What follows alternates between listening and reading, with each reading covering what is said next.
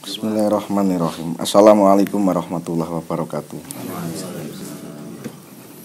Bismillahirrahmanirrahim. Qala mu'alifu rahimahumullahu ta'ala wa nafa'ana wa bi ulumihi fid dharain. Amin amin ya rabbal alamin.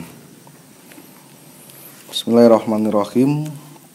Lajengaken bab ingkang salajengipun nggih menika kala wingi sampun bahas bab wudu ingkang ngagem toya sakmenika sami-sami bersuci tapi menggunakan tebu atau yang disebut tayamum.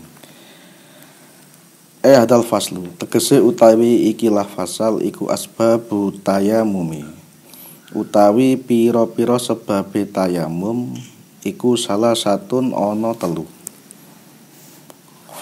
Faqidul ma'i rupane suwijine kesepen banyu. Wal marodi lan loro, wal ihtiyaji lan butuh ilaihi maring mak. Butuhe mau liad si hayawanin krana ngelake hayawan, muhtaromin kang den mulyakaken. Ghairul muhtarami utawi sakliyane hayawan kang ora den mulyakaken iku sitatun ana 6. Tarikus sholati suwijine wong kang ninggal salat, wazani lan wong kang zina, al muhsani kang den reksa, wal murtadi lan murtad, wal kafiri lan kafir, al harbi kang bangsa harbi utawa kang merangi, wal kalbi lan segawon napa anjing, al ukuri kang galak, wal khinjiri lan babi hutan. Nek bahasane kan Mbak celeng. Sameneika nglajengaken bab tayamum. Tayamum menika utawa bersuci. Alat bersuci itu ada 3. Yang pertama yaitu air, yang kedua nggih menika batu, yang ketiga yaitu debu atau tanah. Di antara ketiga niki sing paling utama yang pertama yaitu air pastinya. Sebab tayamum itu hanya pengganti daripada air. Kenapa kok di situ debu? Padahal ketika dilogikakan debu niku malah mengotori. Tapi kenapa kok debu? Nah ini filsafatnya karena apa? Karena dengan syariat menika karena debu itu merupakan penciptaan manusia itu tercipta dari 2 unsur. Unsur yang pertama yaitu unsur air. Yang kedua yaitu unsur tanah atau yang dikatakan ketika di sini debu. Nah niki wis hal yang pun napa lazime napa tentu saja ketika kita bersuci menggunakan debu ini sudah merupakan memang manusiawi, sangat manusiawi sekali. Karena apa? Karena memang manusia tercipta dari debu atau tanah nggih, populer. Satu itu, keduanya karena memang apa saja tumbuh-tumbuhan yang kita konsumsi setiap hari itu tumbuhnya dari tanah atau dari bumi. Yang bumi itu juga kembalinya kepada diri kita. Kenapa debu lagi? Karena debu itu juga merupakan pengingat kita kepada kematian. Wong awak dhewe nek nginjing mati, meninggal dunia pastinya tidak lepas daripada napa semayamkan wonten tanah. Nah niki memang ada unsur filsafatnya seperti itu. Nah mriki kenapa atau apa saja asbabut tayamum, apa saja atau sebab-sebab kita diperbolehkan tayamum.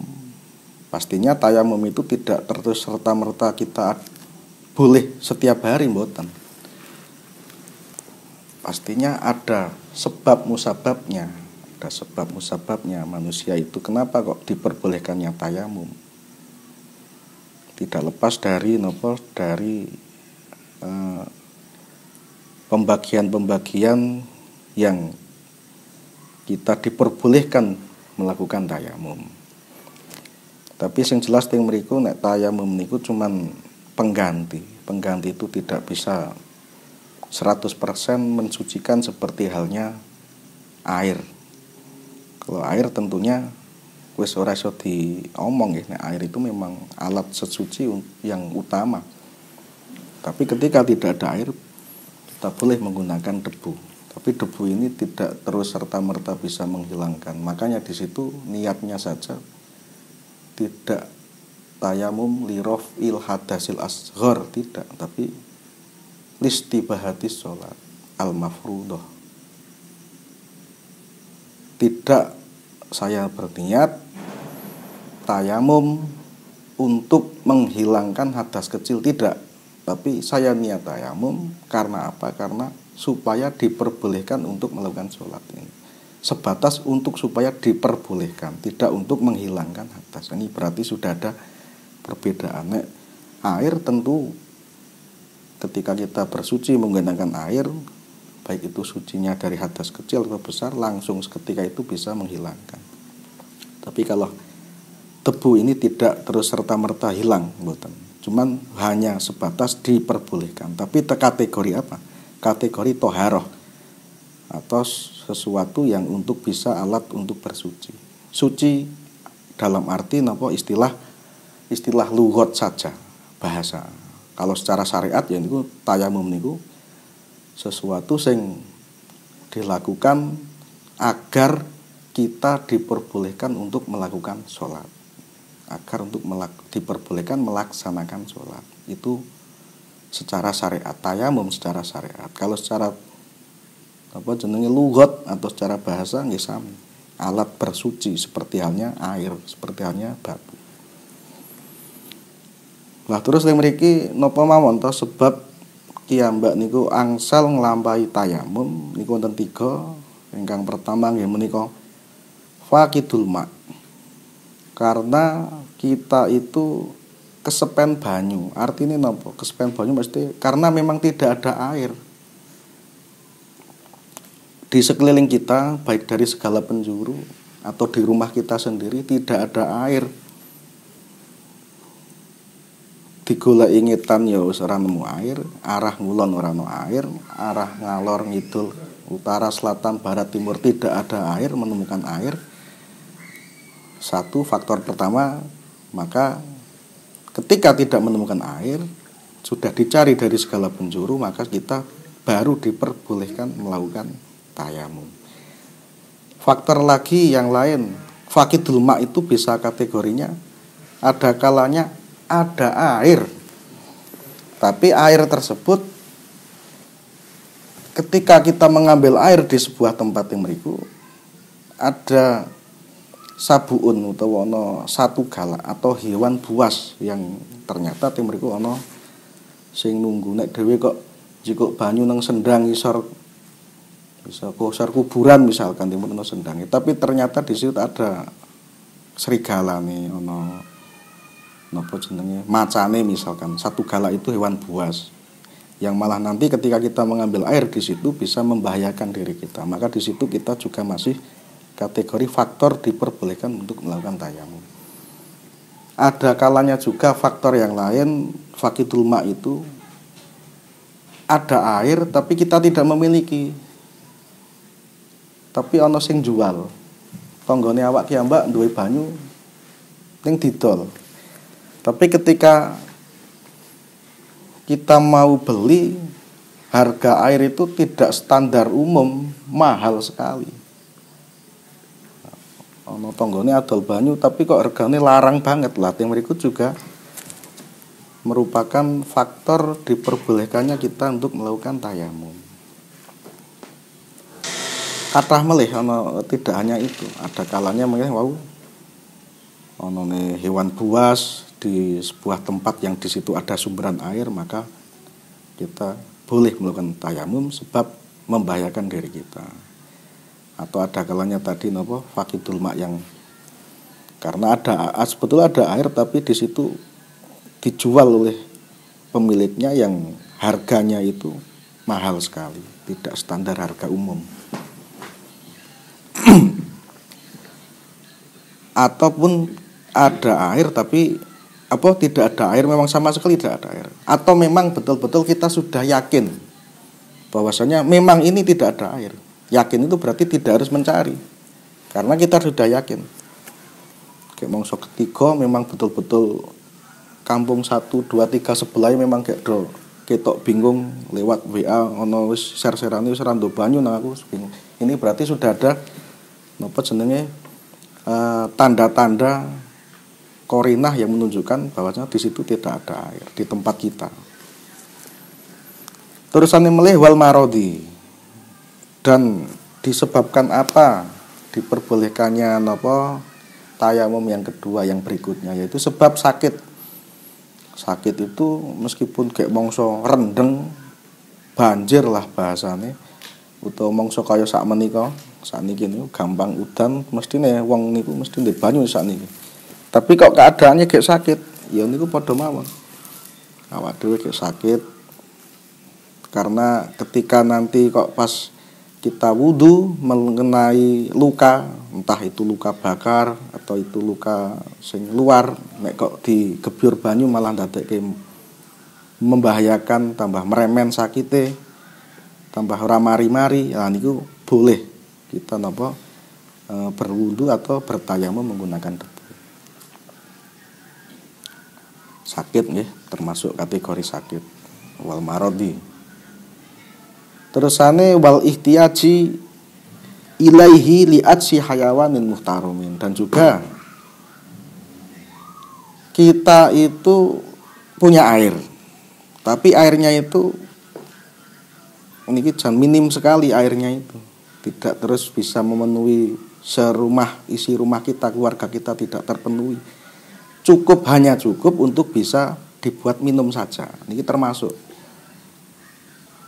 ono banyu tapi banyune niku ora akeh, hanya untuk musabbal bisurbi, atau cukup untuk disediakan hanya untuk air minum, dan itu pun tidak mencukupi ketika untuk selain minum. Gawe wisoh, gawe wudu biasa tidak mencukupi, karena untuk kebutuhan liat si hayawanin muhtaram, karena ono hewan sing butuh utawa ngelak, nek ora dombeni engko malah dadi mandoroti, iso sampai mati dan lain sebagainya. Hewan yang memiliki kategori hayawanun muhtaramin, hewan sing dimuliakan. Hewan sing dimuliakan ya seperti menungso niku nek tengen ilmu mantek di kategori al hayawanu, al insanu hayawanun natik. Menungso niku kategori hewan sing bisa berbicara. Oh, berarti menungso niku kategori kewan, iya, tapi kewan sing saged berbicara. Maka di situ nek nenggon mantek niku ora hewan sing berakal, tapi hewan sing berbicara. Berbicara artinya berkomunikasi secara sosial sing apik. Berbicara niku yang membedakan antara hewan umum yang kita kenal dengan manusia. Tapi kategori kita itu termasuk kategori hewan, tapi hayawanun natik, enggak ting mantek, al insanu hayawanun natik. Berarti kita itu juga muhtaromin. Kita juga kategori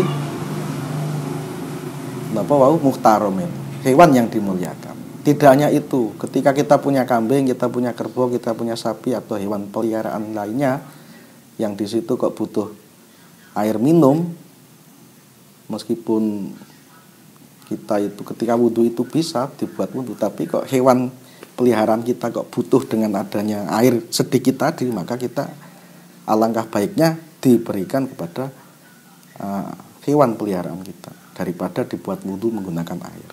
Maka kita mengalah dengan bertayamum. Niku sing termasuk napa asbabut tayamum, sebab-sebab kita itu diperbolehkan untuk melakukan tayamum. Ana banyu sithik ning kok digawe ngombeni kewan. Nah niku nek kewan ora dombeni malah mandoroti, malah ngerusak, malah ndadekke mati dan lain sebagainya, mesakake. Ya mbak niku termasuk hewan itu juga kategori sesuatu atau barang yang wajib kita napa jaga kelestarian hidupnya. Ghairul muhtarami sitatun tarikus sholat. Nah, sekarang kita masuk pada kategori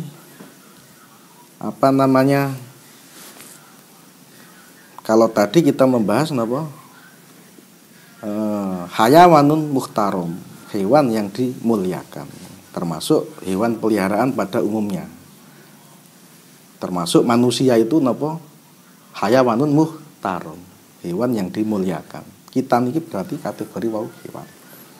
Sekarang selain dari hayawanun muhtaromin, berarti ghairul muhtarom, hewan yang tidak dimuliakan ada berapa? Di sini disebutkan ada 7. Yang pertama nggih menika tarikus salat. Tarikus salat itu sebetulnya dia itu orang Islam, tapi memang dengan sengaja dia meninggalkan sholat. Aku tak arah sholat nah, ini memang sengaja meninggalkan sholat. Dan memang dia prakteknya tidak menjalankan sholat. Artinya memang sengaja untuk meninggalkan sholat, padahal basicnya dia beragama Islam. Ini termasuk kategori ghairul muhtaram, atau hayawan yang tidak dimuliakan. Yang berikutnya menika wazani al-muhson, orang yang zina tapi al-muhson. Zina muhson itu sing pripun? Zina muhson itu zina dalam keadaan dia itu sudah berumah tangga, dia sudah punya suami, sudah punya istri.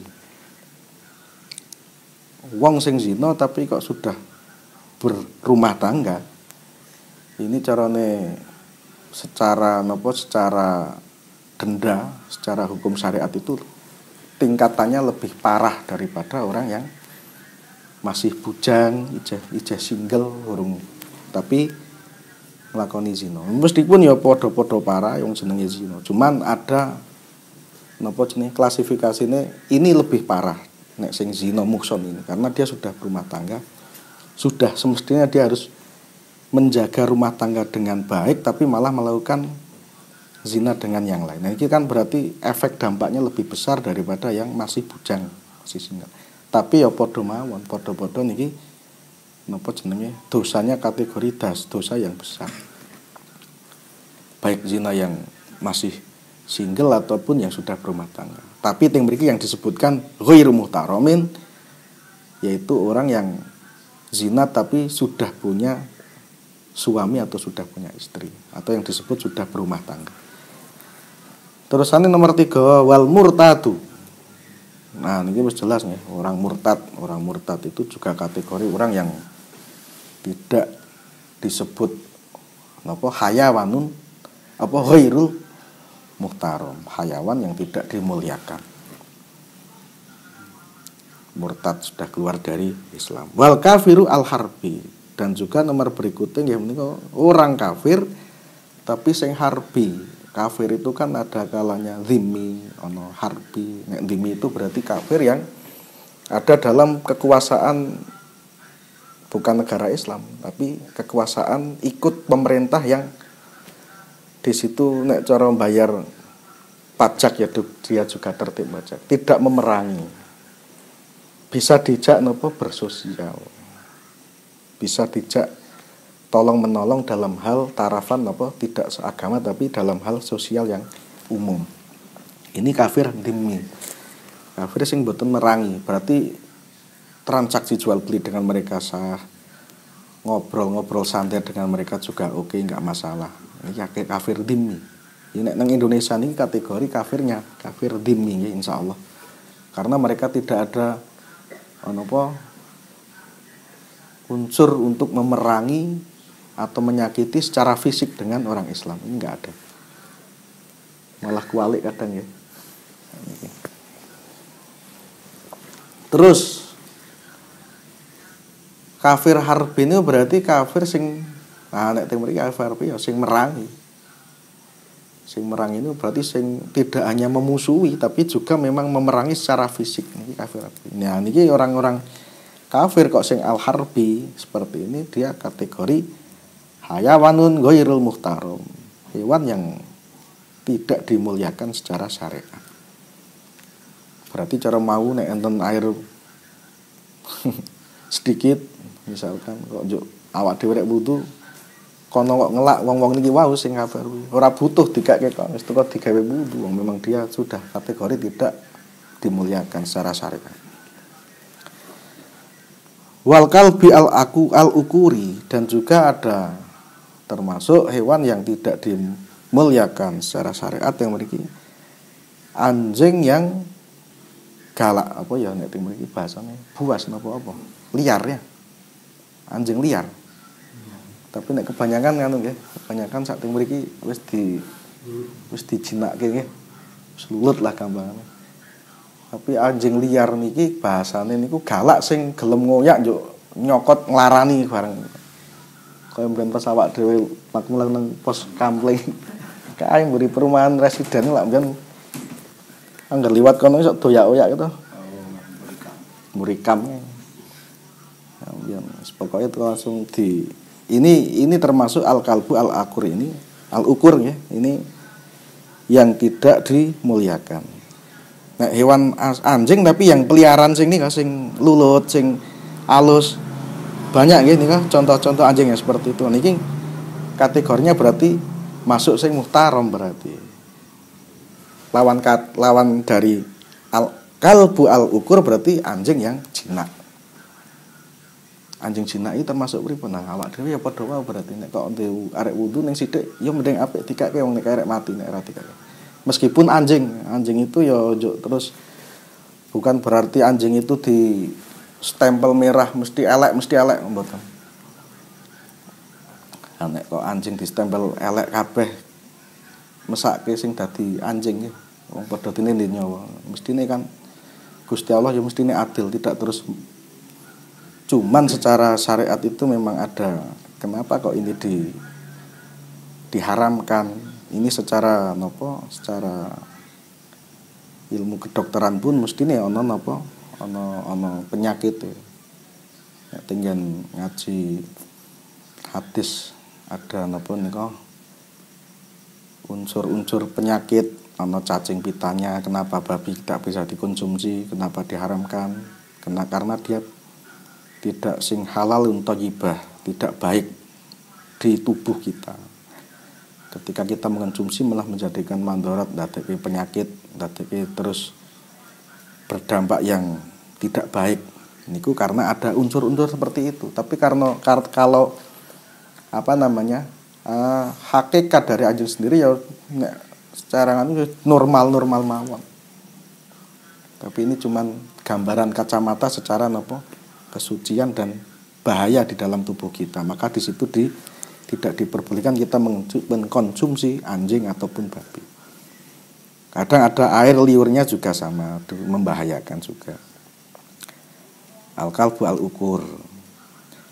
Terusane wal khinjir ya sami lah niki kategorinya sami seperti kados wau, kados anjing sing galak. Tapi nek khinjir ini tidak yang nganu nggih, ora gampang ngomong babi hutan.